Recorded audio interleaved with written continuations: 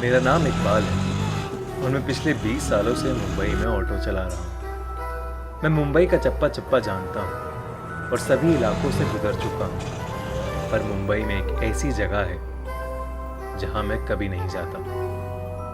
वो है मुंबई की गोरेगांव में स्थित आरे कॉलोनी। करीब 8-9 साल पहले देर रात में एक पैसेंजर को रॉयल पाम सोसाइटी में छोड़ के मैं घर वापस लौट रहा था। पूरा रास्ता सुनसान जंगलों के बीचों बीच बना था। उस दिन हवा बहुत जोरों से चल रही थी और हल्की हल्की ठंड भी। मैं किशोर कुमार का गीत गुनगुनाता हुआ जा रहा था कि अचानक मेरी ऑटो के सामने एक औरत आई।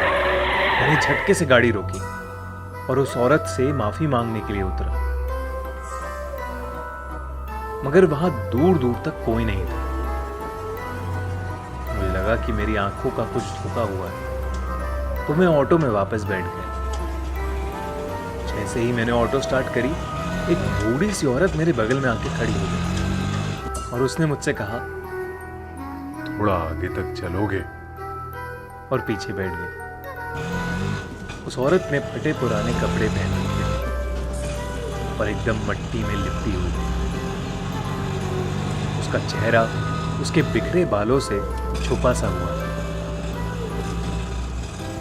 मुझे थोड़ा अजीब सा लग रहा था कि रात के 3 बजे इस बूढ़ी औरत को कहां जाना है।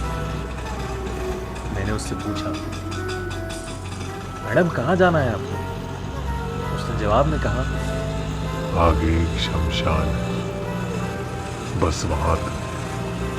ऑटो के मिरर से जब मैंने उसे कहते देखा, उसकी आंखों में एक डरावनी सी चमक थी। जब उसके बाल हवा से उड़े तो उसका गलगला सा चेहरा देख मेरी आंखें फटी की फटी रह गई। मेरे पूरे शरीर के रोंगटे खड़े हो गए और तब मुझे सूझा कि शायद मेरे पीछे जो औरत बैठी है वो एक चुड़ैल है। मुझे कुछ समझ नहीं आ रहा, इसलिए मैं चुपचाप ऑटो को खूब तेजी से आगे भगा रहा था। एकदम से मेरी ऑटो में खड़खड़ हुई और वो बंद पड़ गई। मैंने तुरंत उतर के बिना उस औरत से नजर मिलाए ऑटो को ठीक करने में लगा।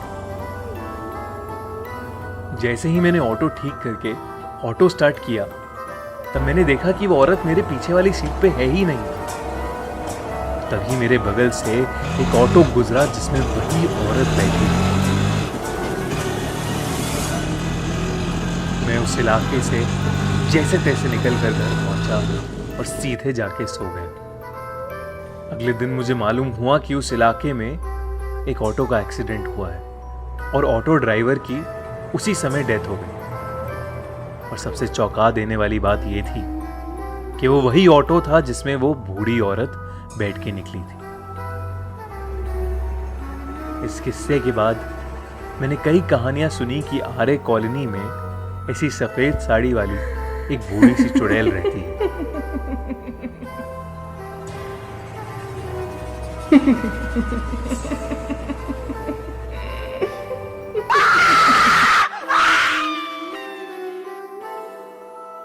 अगर आपको ये कहानी अच्छी लगी, सब्सक्राइब करिए